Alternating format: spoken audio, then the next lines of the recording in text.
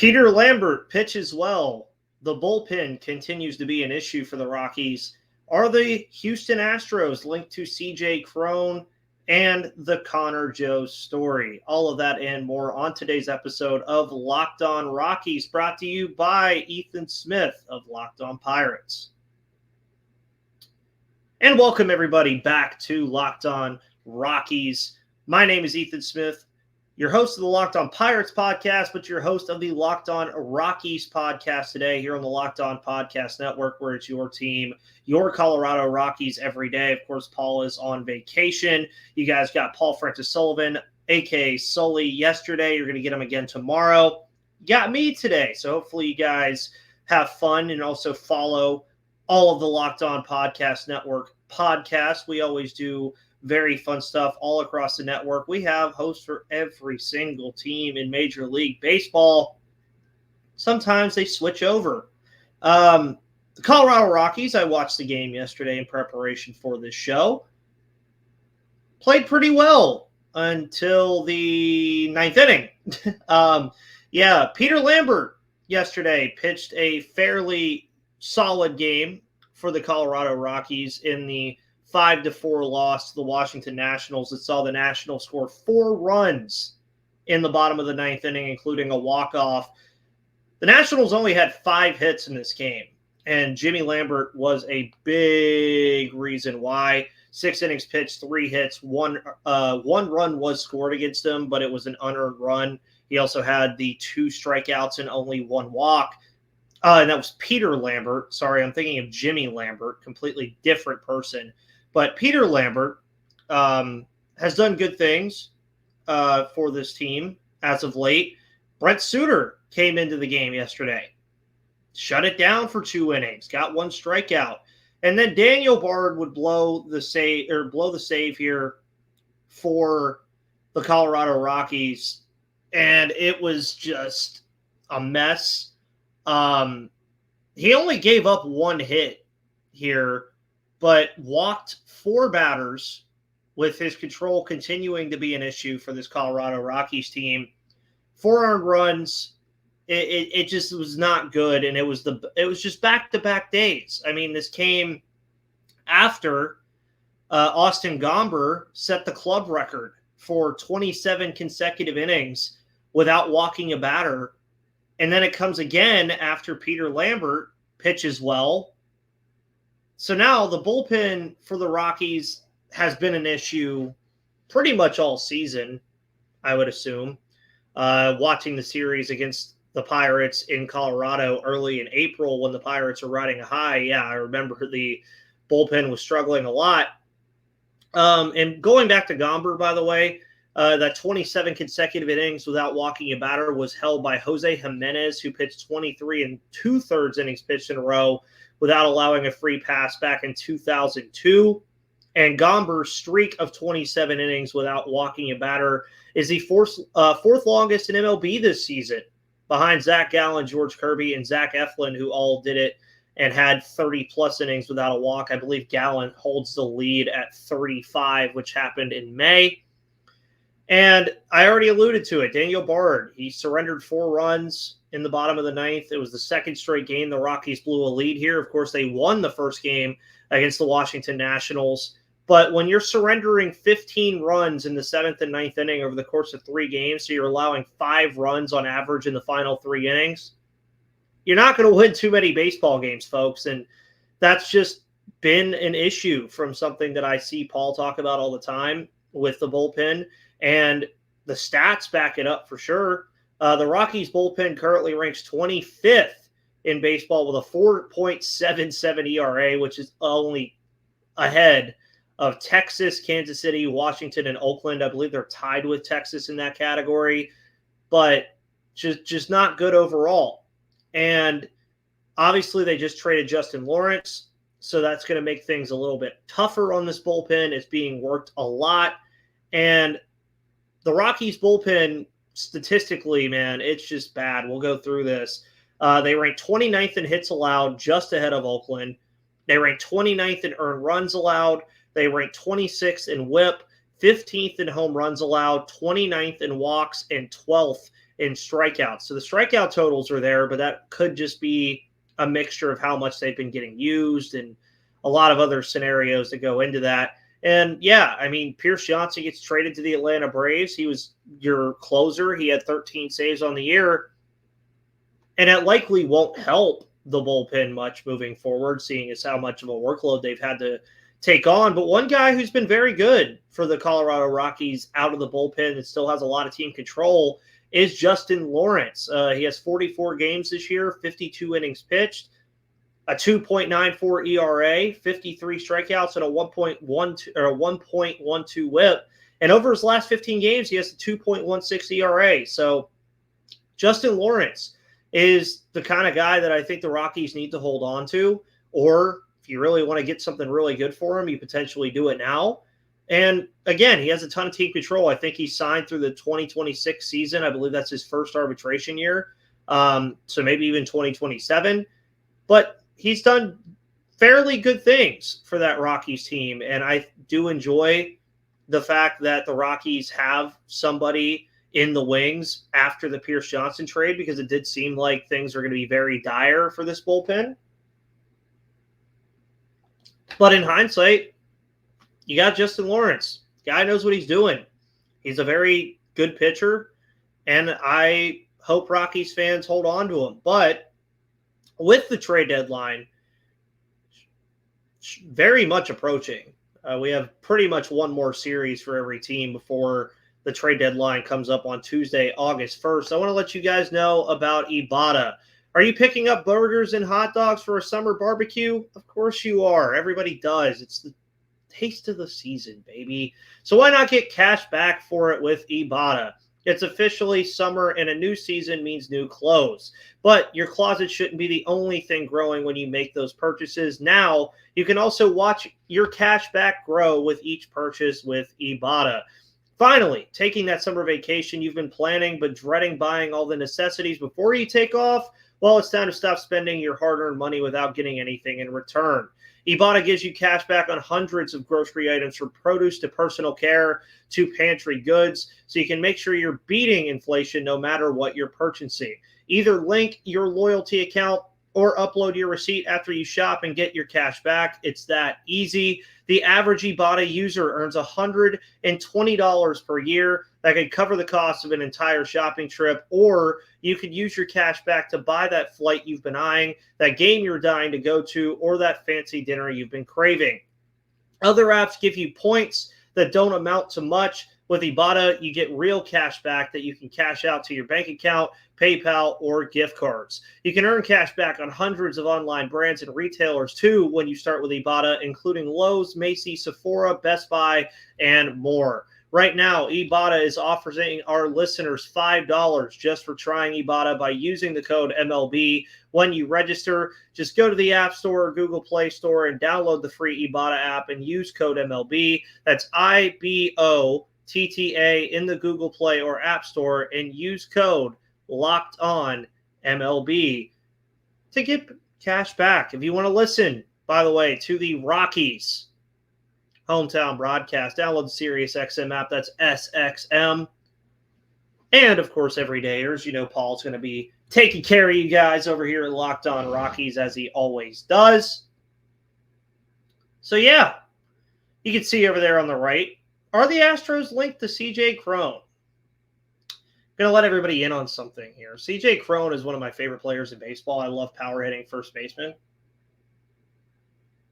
CJ Cron has always been a fun player to watch, and I really like him on MLB The Show, so that'll always help. So, could he go to Houston?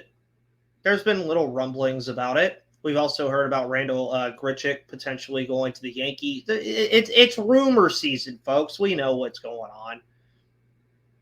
But I feel like Houston, if the Rockies are going to trade CJ Cron, which they should, seeing as this is his last year of control, and he signed that 2-year extension not too long ago, and he'll be an unrestricted free agent come the start of next season or the end of the season.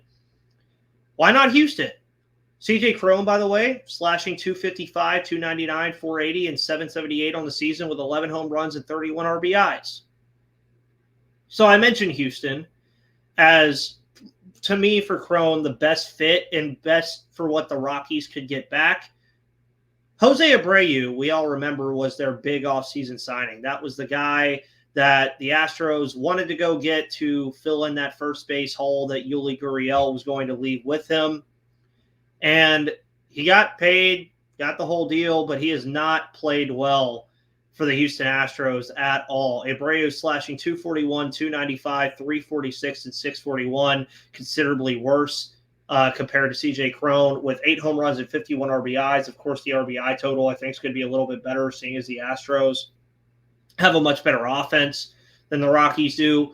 But Jose Abreu is a minus 0.7 WAR player compared to CJ Cron, who is a 0.0 WAR player.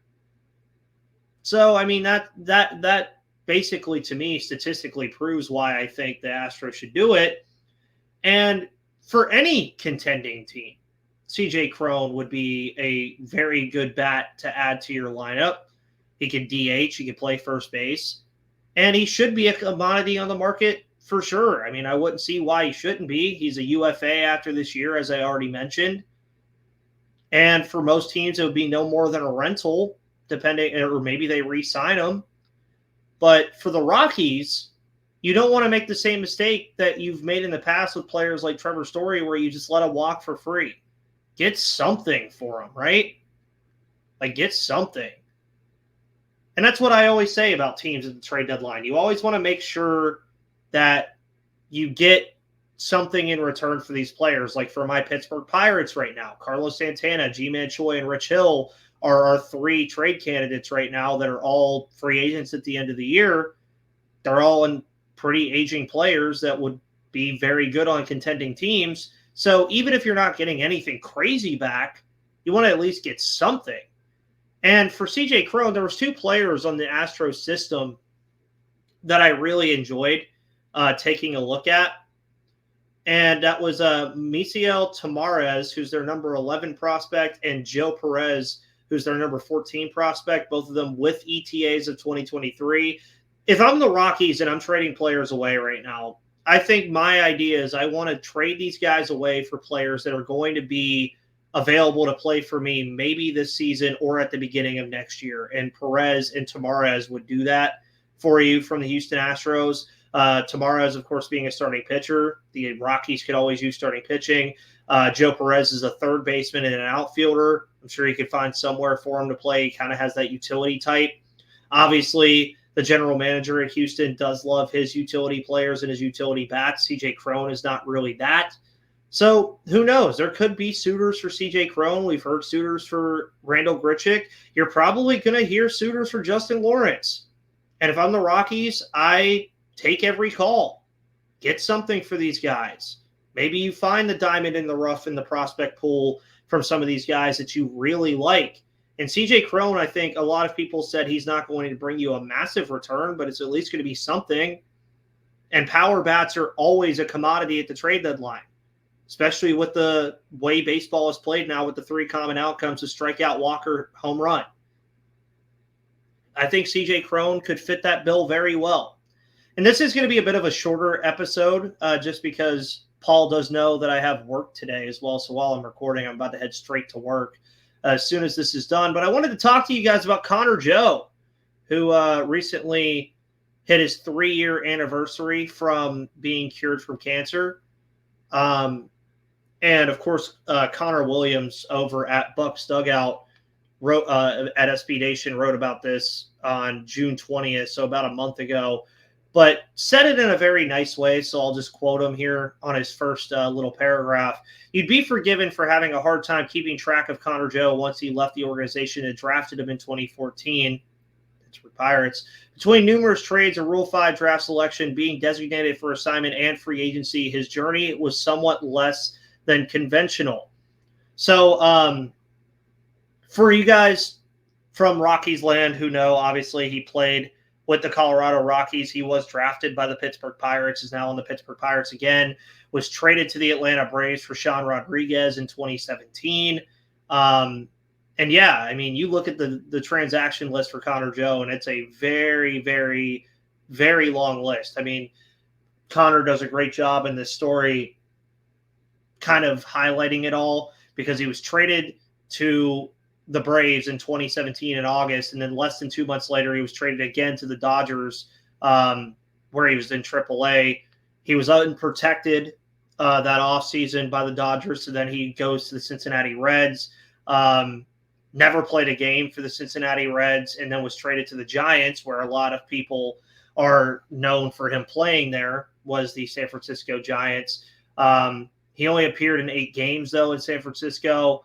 And then as a player, by the way, being selected in the Rule 5 draft, he was offered back to the Dodgers, and he spent the remainder of his system there.